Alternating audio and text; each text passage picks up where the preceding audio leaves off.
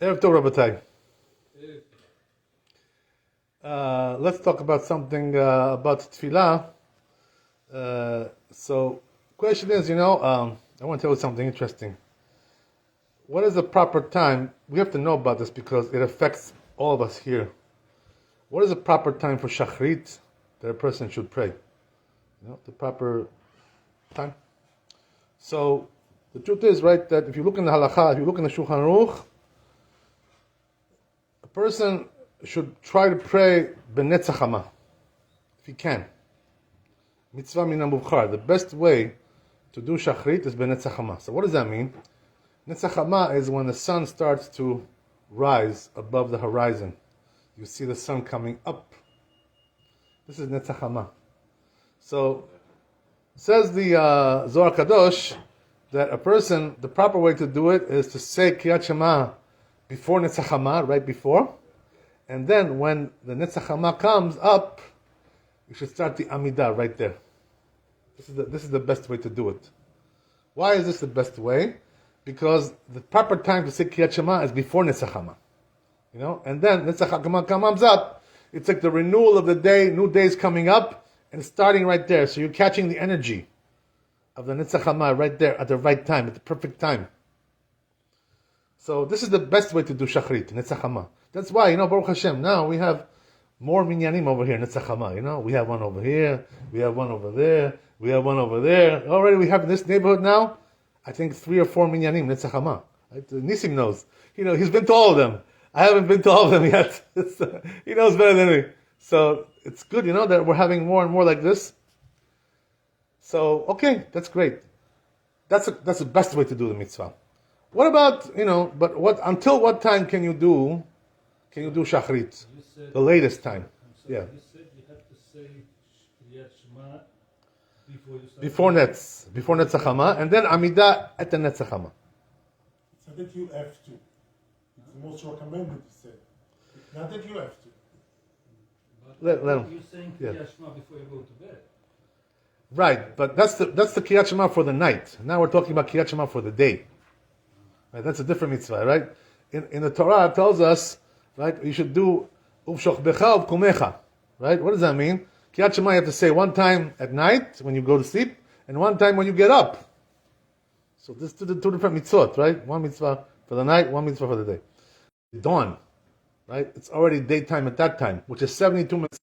So the best time to do it is netzach hama. Now, okay, so what about if you're not doing the best thing, right? Let's not doing the best way. So then, how much time do you have to say shachrit? The latest time, right? This was the best time. The latest time, what is it? The 4th hour of the day, right? That means you start from netzach hama, you count 4 hours, right? According to halakha, not according to the regular hours, halachic hours, which is different a little bit. I'm not going to get into that right now. But anyway, right? 4 hours. So now, in this time of year, what's it going to be? It's going to be around 10:30, the latest time you can say shachrit. So what does that mean? A person who got up a little bit late, he had one of those, crazy nights, right? He went to sleep late. Let's say he went to a khatuna, he went to a wedding, right? Whatever. He had some things going on at night, party, right? Thing. So he came late, and so he went to sleep late. So the latest time he should pray is this, the 4th hour is the latest time. After that, after the 4th hour already finished, right? Then what's over there? That's already not shachrit anymore. You can say Amidah there, if you want to say Amidah. But that's not called shachrit. It's just called Amidah. You said tefillah, but it's not tefillah shachrit anymore. Shachrit is only until the 4th hour finish. That's shachrit. After that, Amidah, regular Amidah. It's not shachrit. So you don't get the schar, you don't get the reward for saying shachrit anymore. You're not going to get that schar anymore. Too late. But Rabbi, until 12 o'clock, you do shachrit. Good question, right? Good question. So what's the pshat? The pshat is, that the truth is that these people, who are doing after 10:30, 10 o'clock shachrit, they're doing a sin. It's avera. That's what it is. Avera. Unfortunately, So why they do this? Because they have some, crazy people, who tell them, that we're above time. Time doesn't matter to us.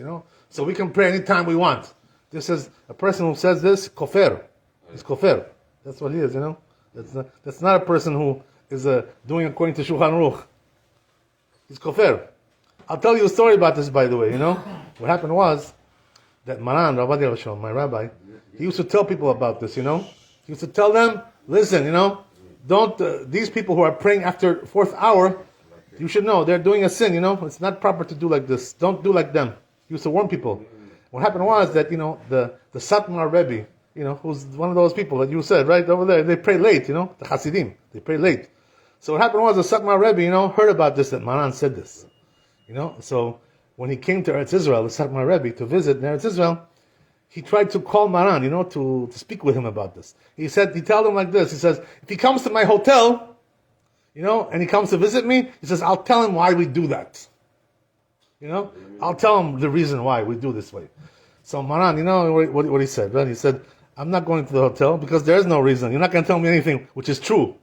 So I'm not going to waste my time with you, Why waste my time with you? So he didn't even go, He didn't want to see him because what are you going to tell me? How to be kofir? That's what you're going to tell me? Asur, what kind of thing is this? What reason can you give to be a kofir? So this is the reason, by the way, why the Gaon of Vilna, he put the Hasidim into Cherem, he excommunicated them. Because of this reason. Because of the Shachrit, that they prayed late. This is the reason why. If you want to know, right? This is the reason. So don't do this kind of thing, right? For sure. Okay, that's one thing. Right, now, what about the issue of, what about if you pray Shachrit before Netzach Hama, right? What does that mean? You start Amud HaShachar, as we said, right? Which is 72 minutes before Netzach Hama, it's already day. So maybe I could do Shachrit a little bit early, So now Netzach Hama, right? Today was 6:57, So what about if I want to start 6:30, Amidah, right? Something like that, right? Too early, a little bit early, before Netzach Hama. Is this allowed to do? So it says the Maran Shulchan Aruch, this is bediavad, prayer, bediavad. It's not lechatchila. You cannot do lechatchila like this. Why? Because it's too early. So a person shouldn't do that either. Unless what? He's rushing to go to work, he's a po'alim, we call that the minyan of po'alim. What does that mean? People who are going to work. So they have no choice, If they don't come early, the boss is going to tell him, oh, you came at, 8 o'clock? No, you're supposed to come at 7. I'm firing you. You're fired, right? You remember how Trump tells everybody, right? You're fired. That's what he's going to tell you. He's going to tell you like that, your boss, so you're allowed to pray early, before Netzach Hama, so you shouldn't get fired from your job. You can do that, right? But otherwise, if you don't have this problem, let's say, you own a business, right? You're a businessman. You can go anytime you want, it's your decision, So then you're not allowed to pray before Netzach Hama. Asur. Not allowed to do that. This is a very important thing, a person doesn't understand, Only if you have a, job, you got a boss, who's telling you, oh, otherwise you're finished, right? Right? Our friend Emmanuel, he doesn't do like that. He doesn't treat people like that. He treats them good, right? The people who work with you. He treats them good. He doesn't treat them like a dictator, like Putin, He doesn't treat them like that. He treats them good. That's the way you gotta be with your employees, Tell them, treat them nicely. So that's the thing, So if you don't have this problem, asur to pray before Netzach Hama. Why? Because even though it's daytime already, but the Chachamim said, you're not allowed to do this lechatchila. It's too early. Because the sun hasn't come up yet, So asur to do this lechatchila, only if you have no choice, right? So, I'll give you another example, by the way, how it would be mutar. This happens to us all the time, right? We fly somewhere, we go on a plane, right? So now here's the thing. My flight is at 6:30, right? I gotta be on the plane already. So if I wait for nets, right, the flight will be already leaving. So they're gonna leave me behind.